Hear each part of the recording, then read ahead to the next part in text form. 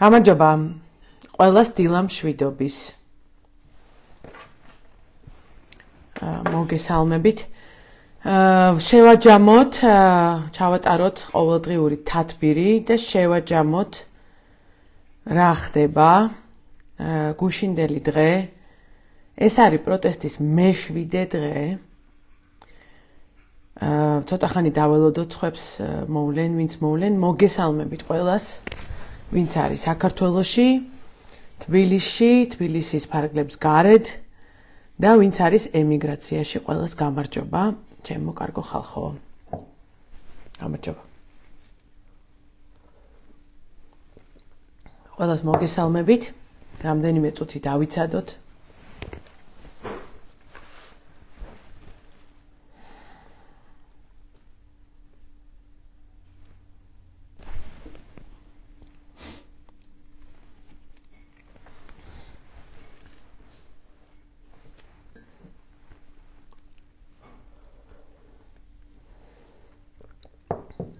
ყველას მოგესალმებით. შუა დღე მშვიდობის. დავიწყოთ ყოველდღიური თათბირი ჩემთან. პირველ რიგში ძალიან დიდი მადლობა მინდა ვუთხრა ყველას, ვინც იყო გუშინ აქციაზე, ვინც დადის აქციაზე. განსაკუთრებული მადლობა. გუშინ სასწაული იყო ბათუმი. კადრებით ვნახე ძალიან ბევრი ხალხი ბათუმში გამოსული, ძალიან დიდი მადლობა ყველას. კიდევ ერთხელ დავარწმუნოთ და დავარწმუნეთ ყველა, რომ ჩვენ ვართ მებრძოლი ხალხი. და არა მარტო მებრძოლი ხალხი, განსაკუთრებული ხალხი. მე მინდა გაგახსენოთ, ყვები ამას სულ, ეს ნაშრომი აქ მაქვს, ერთხელ გავარჩიოთ. სერგეი ვიტე იყო რუსეთის პირველი პრემიერ-მინისტრი და ის იყო დაბადებული საქართველოში. რუსეთის მეფემ რო გადაწყვეტა რევოლუციამდე, რომ ცოტა დაეთმო ძალაუფლება, შექმნა დუმა პირველი და დანიშნა პრემიერ-მინისტრი. მაგრამ ამან არ იმუშავა, იმიტომ რომ იყო სიღარიბე, იმიტომ რომ იაპონიასთან ომთან იქონდათ პრობლემები და ცუდად დამთავრდა და მერე მოხდა რევოლუცია და მეფე ჩამოაგდეს. რატო ყვები ამას? ჯერ ერთ-ერთი იმიტომ რომ ჩვენ ძალიან გვჭირდება ყველაზე მაგარი ცოდნა იმპერიული რუსეთის შესახებ. აუცილებლად. არაფერი ეს არ უნდა ვაკეთოთ ჩვენ მარტო იმით, რომ რაღაცა ვინმე გძულს ან ვინმე გვეზიზღება. ყველაზე მაგარი ცოდნა იმპერიული მმართველობის შესახებ უნდა იყოს საქართველოში და მე მინდა რომ ეს საქართველოში გავაკეთოთ. კვლევა, ცოდნა, მონაცემების დამუშავება, ფსიქოლოგიის ცოდნა, ეს ცოდნა ჩვენ მთელ მსოფლიოს შეგვიძლია მივცეთ. როგორ მუშაობდა და მუშაობს რუსეთის იმპერია, დღეს ეს ცოდნა ყველას აინტერესებს.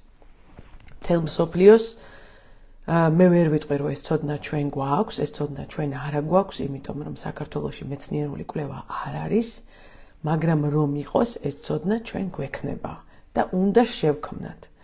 და ამას ცალკე ვიტყვით, რატომ როგორც უნდა დავამუშაოთ და დავაფინანსოთ ჩვენ კვლევა და მეცნიერება. მაგრამ მოკლედ ის ამბობდა, გამოცემული აქვს ძალიან საინტერესო სამტომეული და ის ამბობდა მან რომ ახასიათებს ყველას კავკასიელ ერებს და ამბობს, რომ ისეთი მეომარი და მებრძოლი, როგორც არიან ქართველებიო, ერი იშვიათია და ეს ხალხი უნდა ყავდეს ჩვენო გვერდზეო, იმიტომ რომ ძალიან საშიში მეომრები არიან. და ბევრი კარგი რამე წერია იქ ჩვენზე. ისიც წერია მაგალითად, რომ აქ რო რუსეთის პოლკი იდგა თბილისში 19 საუკუნეში, იმას ქართველებიო არაფრად არ აგდებდნენო. წარმოგიდგენთ, პირდაპირ წერია, დასწინოდნენ,ო და არაფრად არ აგდებდნენო. ხო, მოკლედ, ძალიან მაგარი ბრძოლა ვაჩვენეთ, ბოლო დღეებია. მე განსაკუთრებული მადლობა, ვინც დაზარალდა, ესე იგი, რო შევაჯამოთ დაახლოებით 300 ადამიანი არის დაკავებული. მეტი ალბათ იყო დაკავებული, ამდენივე ყველა არის პირველ დანაცემი, განსაკუთრებით სახის არეში და სხეულის ზედანაწილის არეში. ნაცემი არის ჯგუფურად, ანუ სავარაუდოდ დაკავებების დროს, მაშინ როდესაც დააკავეს, საიამ არასამთავრობო ორგანიზაციებმა დადეს ანგარიშები, რომ წაიღებენ ჰააგის ტრიბუნალში ამ ყველაფერს, რაც ძალიან სწორია და კარგია და ჩემი შეთავაზება ზუსტად ეგ იყო. ახლა მინდა კიდევ თქვა, რომ გუშინ ინფორმაცია, რომ ჩვენ რომ გამოვედით გუშინ, ხო იცით რომ შეხვედრა ქონდა ოპოზიციური თავისუფლების მოედანზე და დაგხვდნენ გარეთ ვითომ სამოქალაქო პირები. ესენი არ იყვნენ სამოქალაქო პირები, ესენი იყვნენ გადაცმული პოლიციელები. როდესაც ჩამოხადეს მათ ნიღბები, ხალხნო, სამარცხვინო ამბავი დავინახეთ, ესენი იყვნენ პოლიციელები. არავითარი სამოქალაქო პირები და ვიღაცა ძველი ბიჭები. გიორგი პირველაშვილი, მირიან ქავთარაძე, პოლიციის თანამშრომლები და პოლიციის უფროსებიც, წარმოგიდგენიათ. ჩააცვეს ნიღბები და გამოუშვეს გარეთ ხალხზე სანადიროდ და შეუიარაღებელი ხალხის საცემრად. აი ეს არის სამარცხვინო. კიდევ ერთხელ მინდა უთხრა ყველას, ვისაც აწუხებდა, რასაც აკეთებდა ნაციონალური მოძრაობა. არ შეიძლება, რომ აკეთებდე იმას და მერე შექმნა ეს სისტემა, რომელიც იგივეა. არ შეიძლება.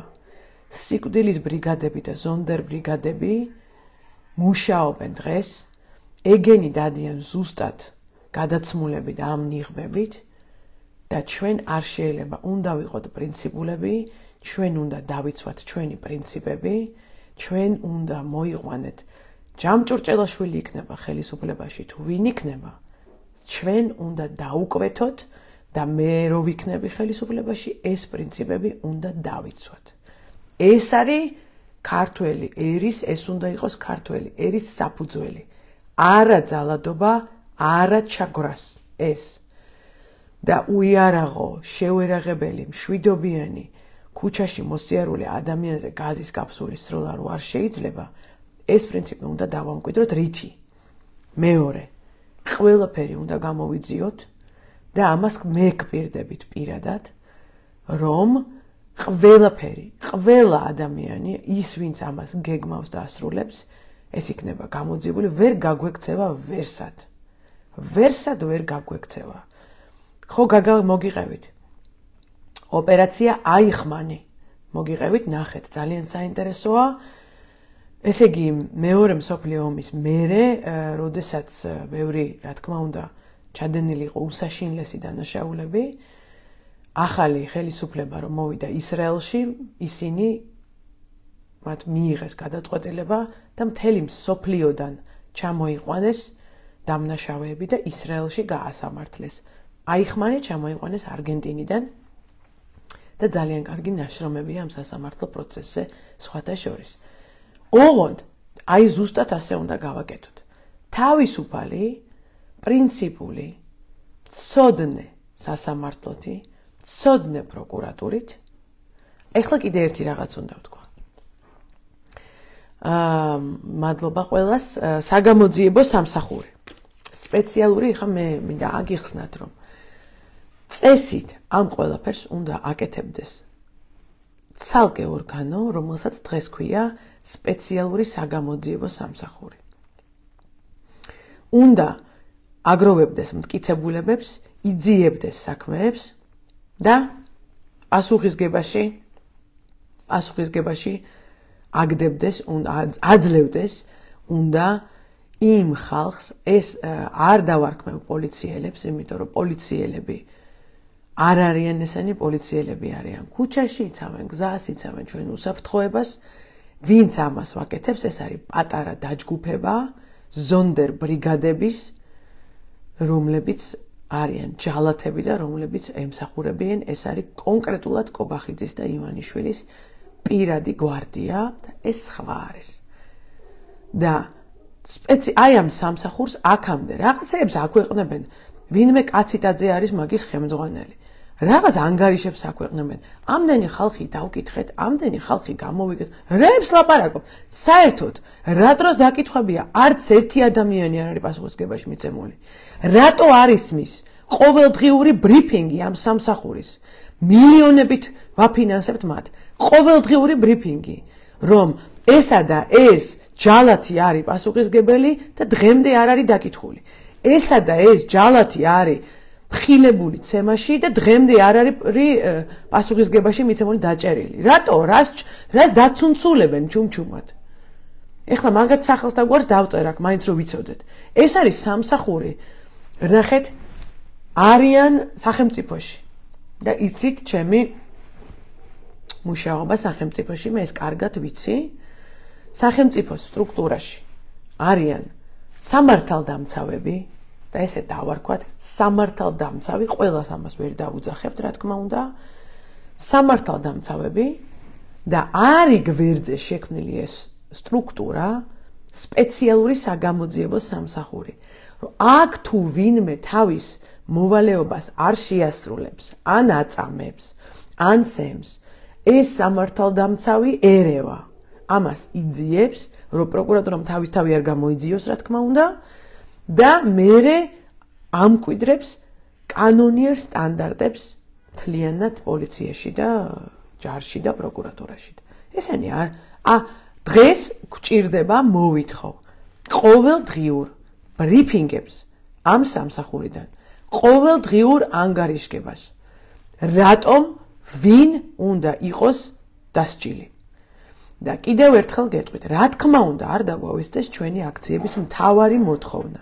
და ყველაფერი საიდან დაიწყო? ხო? ყველაფერი დაიწყო იქიდან, რომ არჩევნები გაყავდა და თქვენ მოგყარეს ჩვენი ნამდვილი არჩევანი და ჩაიჯიბეს ხელისუფლება ჯიბეში. სასამართლო ისედაც მაგათი იყო, პარლამენტი და მთავრობა. ეს არავინ არ აღიარა და არიან ასე მარტო და ამის მერე, როდესაც გამოვიდა და უკვე მკაცრი განცხადებები დასავლეთიდან, პირდაპირ განაცხადა ივანიშვილმა, რომ საერთოდ წყვეტს ურთიერთობას დასავლეთთან. ამას მოყვა აქციები და ეხლა ჩვენ ვართ აქციების მე-7 დღეში. ხო? და აქ მთავარი რაც მინდა მეკითხრათ, რომ რა თქმა უნდა, ამ ხელისუფლების დროს არანაირი მოლოდინი მე არ მაქვს, რომ ვინმეს დაიჭერა, იმიტომ რომ ამ ხალხზე დგანან, სიკვდილის ზონდერ ბრიგადებზე დგანან და რა თქმა უნდა, როდესაც ხელისუფლება შეიცვლება, დიდი საგამოძიებო კომისია უნდა მოვაწყოთ. და ეს სისტემა უნდა ამოვწირგოთ. ძალადობას ყველგან, სკოლაში, უნივერსიტეტში, ქუჩაში ძალადობას და პოლიციის მხრიდან ხალხზე ძალადობას უნდა უთხრათ უარი. ძალადობა უნდა გავიყვანოთ აქედან და ჩაგორა უნდა გავიყვანოთ აქედან. ეხლა ნიშნულოვანია გუშინ რომ გამოვედით მერიოტიდან, დააკავეს რამდენიმე ადამიანი, ალეკო ელისაშვილი, სამარცხვინო ბრალდებით. ორივე ალეკო ელისაშვილი და ზურა დათუნაშვილიც, რომელიც არის სოფლიო ჩემპიონი. კაცი გააქციეს საქართველოსთან მაფიოზურმა დაჯგუფებმა. წავიდა და კიდევ სოფლიო ჩემპიონი გახდა. თქვენ წარმოგიდგენიათ? და ორივე არის რეალურად აუცილებელი მოგერიების ფარგლებში დაკავებული. რა არის აუცილებელი მოგერიება? მოკლედ თავდაცვა. ანუ, რო ვიცოდეთ, სამართლებრივად და იურისტებს ხო უყვართ ეს რა ხარუხი. აუცილებელი მოგერიება არის თავდაცვა.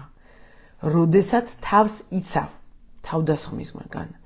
გუშინ ზურა დათუნაშვილი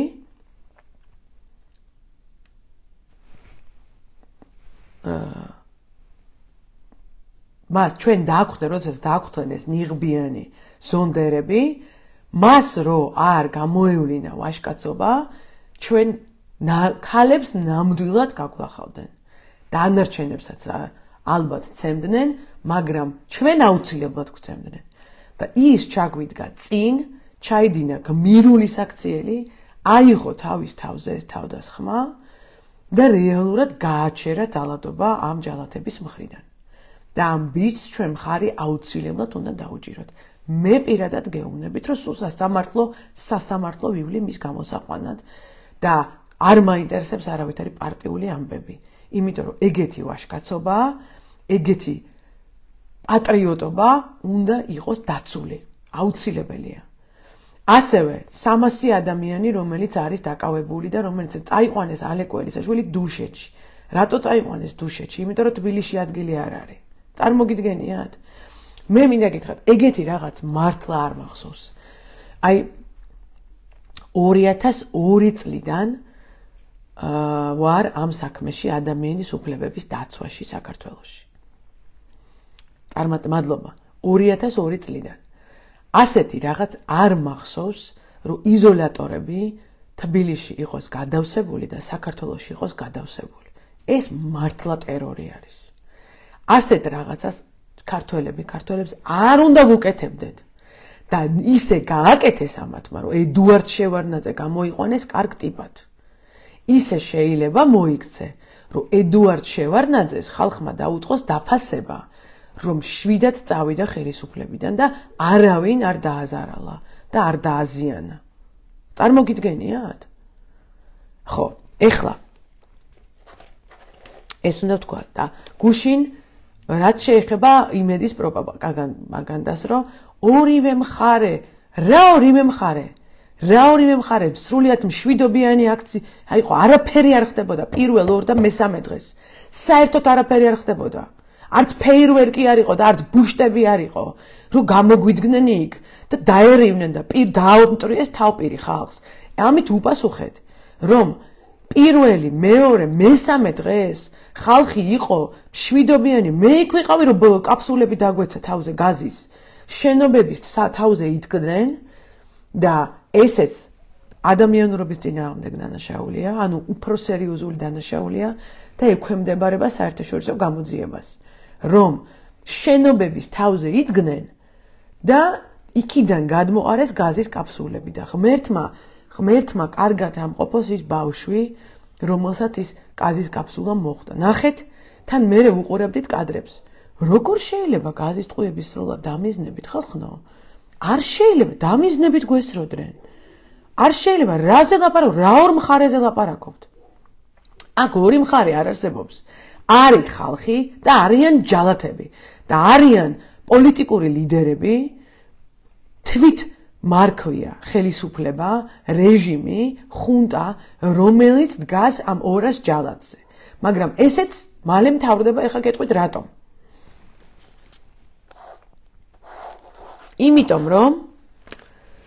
იმიტომ რომ გუშინ ძალიან ბევრი ხალხი წამოვიდა ამ სამსახურიდან და პირდაპირ მადლობა მათ.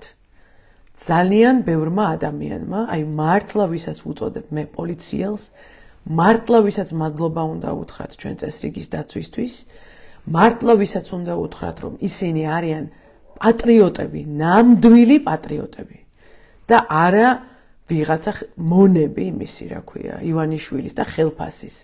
ეს ხალხი წამოვიდა გუშინ სამსახურიდან, მათ შორის გედედიდან და სპეცდანიშნულების რაზმიდან. ხალხი, რომელიც უარს ამბობს დაასახიჩროს ჩვენი შვილები. დიდი და გულითადი მადლობა მათ ქვეყნისთვის, სამსახურისთვის. ისიც გავიხსენოთ, ხო, რომ ჩვენ პოლიციაში ჩადებულია შრომა, ჩადებულია ჯაფა, ჩადებულია ძალიან ბევრი ინვესტიცია, რომ ჩვენი პოლიცია უნდა ებრძოლოს კრიმინალს, რომელიც თარიშობს ქუჩაში და არ აძლევენ მათ საშუალებას, რომ ებრძოლონ კრიმინალს, არ აძლევენ საშუალებას, იმიტომ რომ ხო იცით, ოცნება გაურიგდა ვიღაცა ქურდებს და იმიტომ რომ მათი მეშვეობით იგებენ არჩევნებს. და არ აძლევენ საშუალებას ამ ხალხს იმუშაონ, თავისი საქმე გააკეთონ. და ასევე უნდა დაიცვან ჩვენი საზღვრები გარეშე მტრისგან. და ახლა მიუშვეს მშვიდობიან ხალხზე და იმაზე დედაჩემ 72 წლის დედაჩემზე აპირებდნენ, რომელიც დადის აქციებზე, ისევე როგორც ყველა თქვენთაგანის დედები და მამები და შვილები. და ეს ხალხი დარწმუნებული ვარ, რომ არ მოწონს კაიფში გასულ ხარებაზე მუშაობა. აი ვის მოწონს ეს? ვის მოწონს? ადამიანი არ ექვემდებარება არაფერს და კიო, რუსებს უნდა ჩავაბაროთო, იცით რა თქვა? აბა რაო, რუსებს უნდა ჩავაბაროთო ეს ქვეყანაო. ხო, ამაშია საქმე. ეხლა შემდეგი მინდა ვთქვა, რომ ერთი მნიშვნელოვანი გამარჯვება ეს არის საზოგადოებრივი მაუწყებლის, ანუ პირველი არხის, რომელშიც ვიხდით 100 მილიონს მისი ხელმძღვანელი გადადგა თანამდებობიდან, უზრდელი, არავაშკაცი, მართლარ, ნუ აი არ ვიცი, გიორგი გვიმრაძე, დაე ყველამ იცოდეს მისი სახელი, როგორც რა დაუძახო, აი როგორც ჭუჭყის. რა სიტყვებით ადამიანი, ესე იგი 16,000 ლარი ქონდა ხელფასი. უშვერი სიტყვებით რეები დაუძახა ქალებს და მისი მოვალეობა იყო 16,000 ლარი. 16,000 ლარი ჩვენი გადასახადებიდან. და სხვა ვინც უნდა დაიცვას მერე ამ ჭუჭყის, ამ მართლა ჭუჭყის ტყავი, ის იღებს პოლიციელი, იმან უნდა იყოს 1500 ლარი ხელფასი. ხო, და კიდევ პრემია 500 ლარი, მაგრამ სხვაობა ხო ჩანს აქ. ხო. მოკლედ, გიორგი გვიმრაძე გადავაყენეთ თანამდებობიდან, აი ეგრე. იქ რო იყო ამბავი საზოგადოებრივ მაუწყებელში და საზოგადოებრივი მაუწყებელი რომ მოვიპოვეთ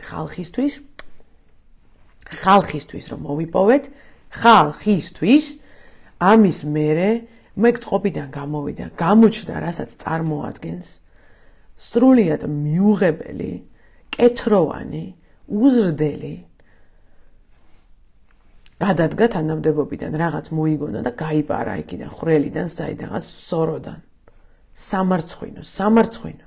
და მას ევალება 110 მილიონი ლარი აქვს ჩაბარებული წელიწადში, რომ ადგეს და იმას ქნას, რა ქვია, განათლება ხალხი უნდა გაანათლოს. ეს არის პირველი არხის იგივე კანალ რასიას დავალება კანონით. აქვე მინდა ვთქვა, რომ ეს ფული ჩვენ უნდა ავიღოთ 110 მილიონი ლარი. არა, ესე აღარ გაგრძელდება ამის დაფინანსება. ეს არის ჩემი დაპირება.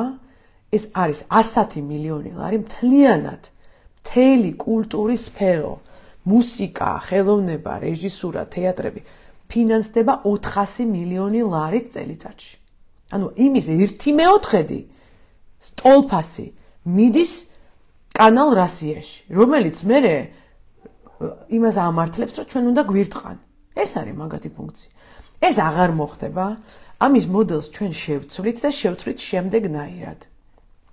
110 მილიონი ლარი დაემატება კულტურის თანხებს, დაემატება ფსიქოლოგიური რეაბილიტაციის და მკურნალობის თანხებს, რისთვის გამოცხადდება საერთაშორისო ზედამხედველობით კონკურსი, რომლის გამგეობაში მონაწილეობას მიიღებენ საერთაშორისო დონეზე აღიარებული ქართველები, იქნება ეს ფსიქოლოგები, იქნება ეს ფსიქიატრები, იქნება ეს აქეთ მხარეს, იქნება ეს მეორე მხარეს ხელოვანები, მწერლები, ხატვრები და გრანტების სახით დაარიგდება ეს ყველაფერი. დაიწერება შემოთავაზება კურსის, ლექციის, სკოლაში პროგრამის, ცალკე კერძო სკოლის, სატელევიზიო გადაცემის და ასე გადაეცემა ეს ხალხი გადაწყვეტს ამ ყველაფერს და ესე დაფინანსდება ეს სფეროები. რატომ? იმიტომ რომ ასე ფულის მიცემა თურმე ფულს ვაძლევთ რომ გცემონ ამაში. წარმოგიდგენიათ, ახლა სულელები ხო არა ვართ მართლა და მართლა. ხო? ამიტომ ეს ჩემი შეთავაზება და ეს ჩემი დაპირება როგორც პოლიტიკოსის. ზედმე 110 მილიონი ლარი იმ სფეროს, რომელიც ემსახურება საქართველოში განათლებას, აღზრდას, სულიერ აღზრდას მათ შორის. და ბოლო მნიშვნელოვანი დღეს მარტო ამას ვიტყვი, ამერიკისგან გუშინ წამოვიდა ძალიან სერიოზული განცხადებები. ვგმობთ შვიდობიან დემონსტრანტებზე თავდასხმას, მათთან ძალადობრივ გამკლავებას და აუცილებლად იქნება მიღებული ზომები, იქნება სანქციები. აუცილებლად იქნება სანქციები. ბალტიისპირეთმა ხომ მიიღო სანქციები ლიტვა, ლატვია, ესტონეთმა. აუცილებლად იქნება ამერიკიდანაც სანქციები. და არ დაგავიწყდეთ, რომ ეს არ არის მარტო, არ დაუჯეროთ ამ კალაძეს, რომ და უთხარით, ნახეთ ყველაზე მნიშვნელოვანია, ჩვენ უნდა ვიმუშაოთ იდეოლოგიურად ასე.